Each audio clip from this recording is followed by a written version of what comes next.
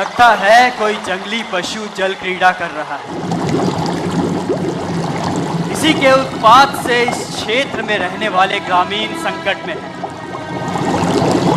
अभी मैं इसका अपने शब्द वेदी बाण से इसका अंत किए देता हूं।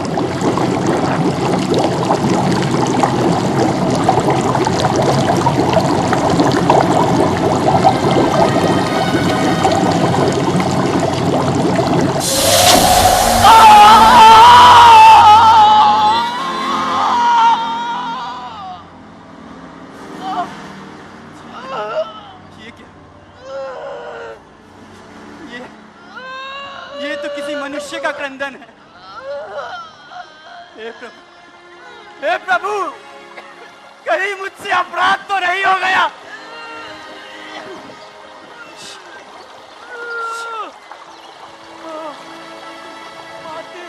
हे प्रभु, ये मैं क्या कर रहा हूं? मुझे क्षमा कर दो। हे प्रभु,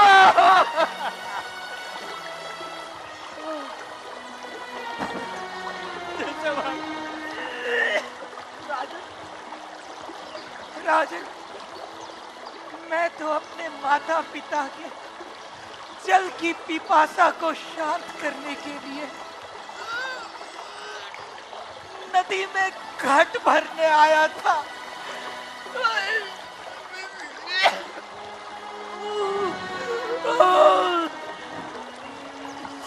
आती है, किंतु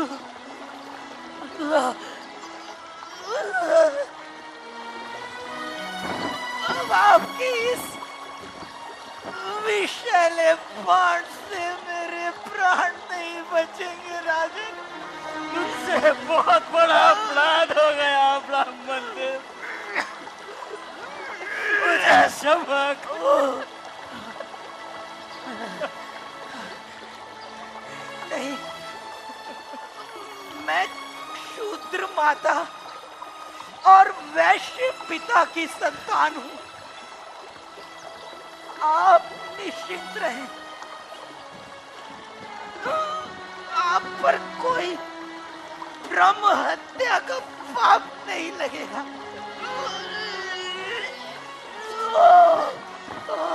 माता, माते, राजन, यही पास के वृक्ष के नीचे मेरे माता पिता बैठे।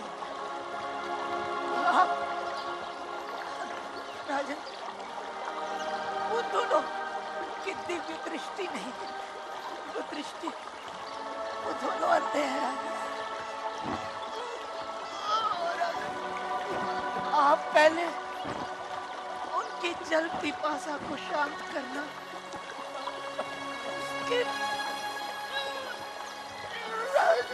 उसके बाद मेरे मृत्यु की सूचना देना।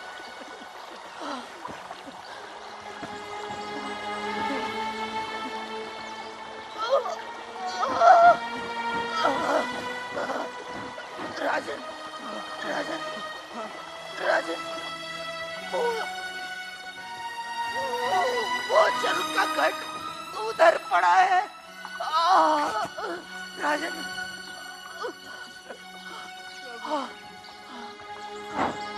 राजन,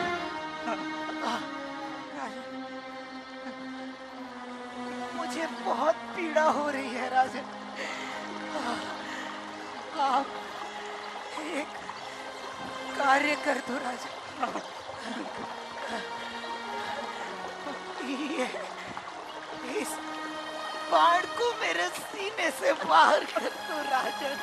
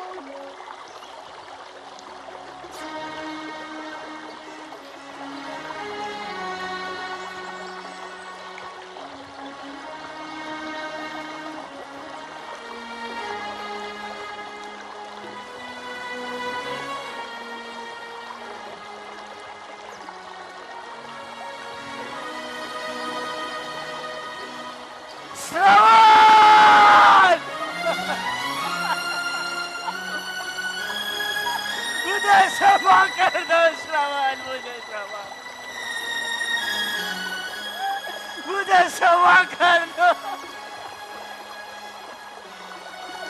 मैं मगध चक्रवर्ती सम्राट दशरथ, मुझसे बहुत बड़ा पाप हुआ है, पाप।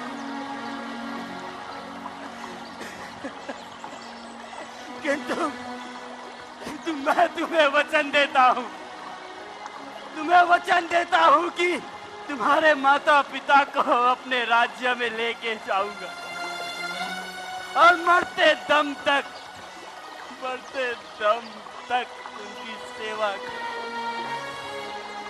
उनकी सेवा करूंगा। श्रवण, किंतु उन्हें जल पिला के मैं तुम्हारी अंतिम इच्छा जरूर पूर्ण करूंगा, जरूर।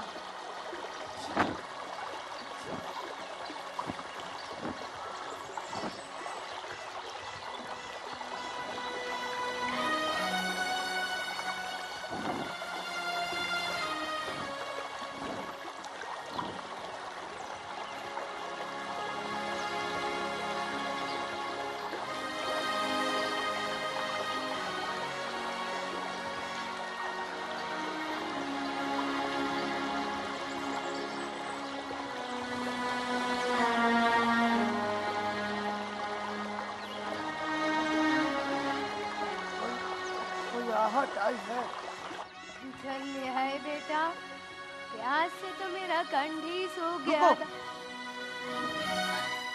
इसका देह गंध हमारे पुत्र की भांति नहीं है, ये अवश्य कोई अपरिचित सज्जन है। कौन हो तुम? कौन हो? प्यास से आपके प्राण छटपटा रहे, पहले आप जल ग्रहण करें। पहले ये बताओ कि आप हो कौन और हमारे पुत्र को कहाँ छोड़ा है? ठीक कहते हो श्रवण के पिता, जल पिलाने वाले इस अनजान सज्जन की देह गंध से तो राजसी गंध लेप की लपटें उठ रही हैं। हम प्यास से अपने प्राण त्याग देंगे, किंतु अपने पुत्र के अतिरिक्त किसी अन्य के हाथ से जल नहीं पिएंगे। बताओ कहाँ है हमारा श्रवण? अब अपने कुकर्म की दोहरी मार झेल दशरथ। ये पुत्र वियोग में जल नहीं पिएंगे तो भी मरेंगे, और अगर जल नहीं पिए तो भी इसके प्राण नहीं बचे। कौन क्यों हो? बोलते क्यों नहीं? कहाँ है हमारा पुत्र? मैं आपको अभी उसके पास ले चलता हूँ, वहां भीतर एक कावंट पड़ा है। नहीं, उसे हाथ भी मत लगाना, ऐसे ही ले चलो। जैसी आपकी इच्छा। आइए।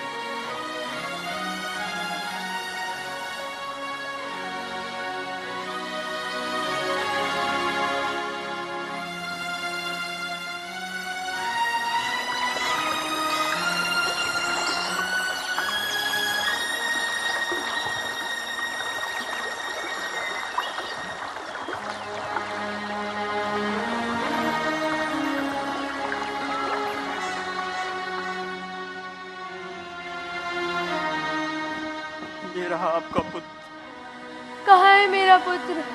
कहाँ है मेरा पुत्र? श्रवण, श्रवण बेटा, कुछ बोलते क्यों नहीं? श्रवण बेटा, कुछ बोलो। देखो देखो तुम्हारी माँ। श्रवण, इसका मर्म गीला क्यों है? इसका मर्म गीला क्यों है?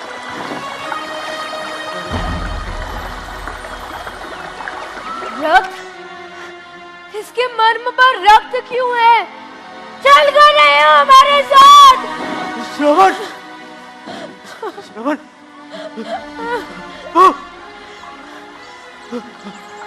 पुत्र, पुत्र, ऐसा क्या अपराध हुआ था तुझसे मेरा पुत्र? अपराध आपके पुत्र से नहीं, अपराध तो मुझसे हुआ है, मुझसे, जो मैं ही एक जंगली पशु के जल क्रीड़ा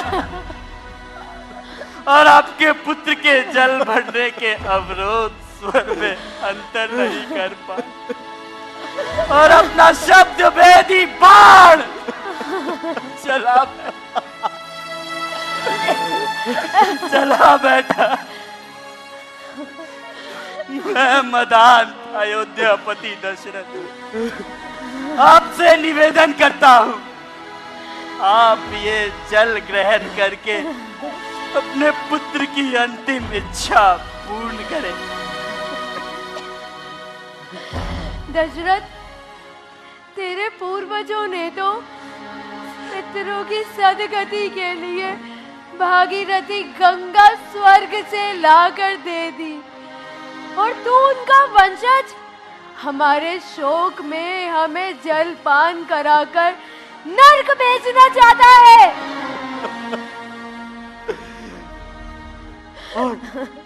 और एक पिता अपने पुत्र के शव पर बैठकर जलपान करे।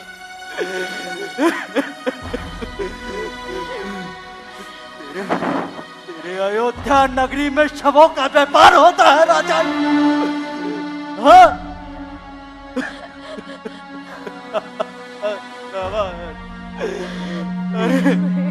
अरे हम तो अपने पुत्र के पिता पर बात देंगे,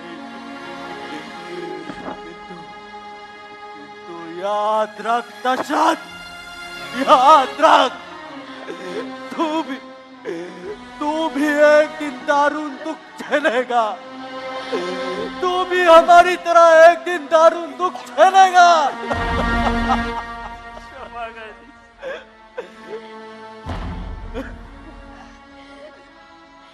दशरथ, तेरा सब कुछ होते हुए भी तेरे अंतिम समय में कोई तुझे जल देने वाला नहीं होगा।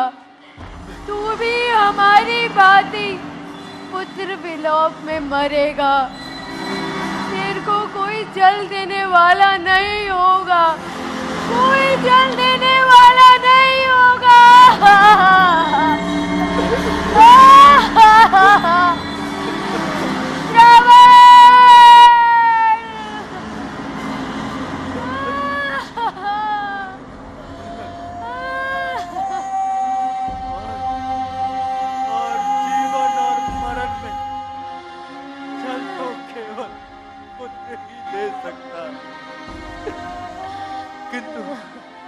किंतु तूने तो हमसे हमारा पुत्र ही छीन लिया, तूने तो हमसे हमारा पुत्र ही छीन लिया।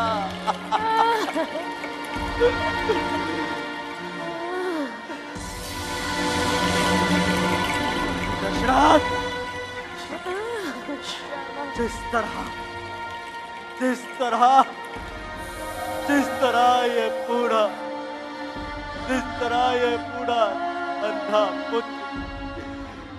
अंधा पुत्र चिंतन वन में मर रहा है, याद रख दशरथ, तू भी एक दिन तरफ तरफ के मरेगा, तू भी एक दिन तरफ तरफ के मरेगा, तू भी।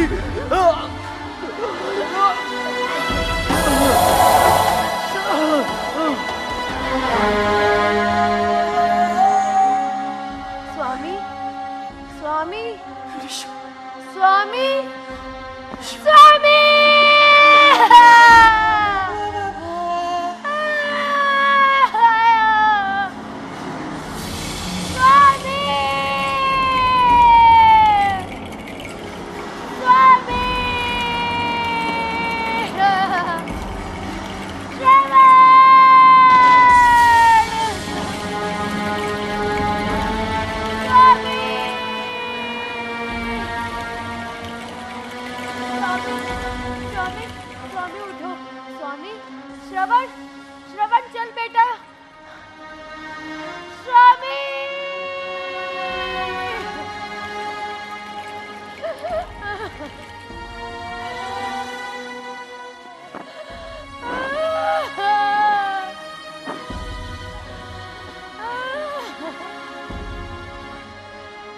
कान खोल कर सुन दशरथ, श्राप अब अंधी का, सुन चुका श्राप अंधे का, अब ग्रहण कर श्राप अंधी का। पति का चत कर्म विहीन पड़ा, ओ नरपति यही हाल तेरा, तेरी भी मिट्टी पड़ी रहे। जब आए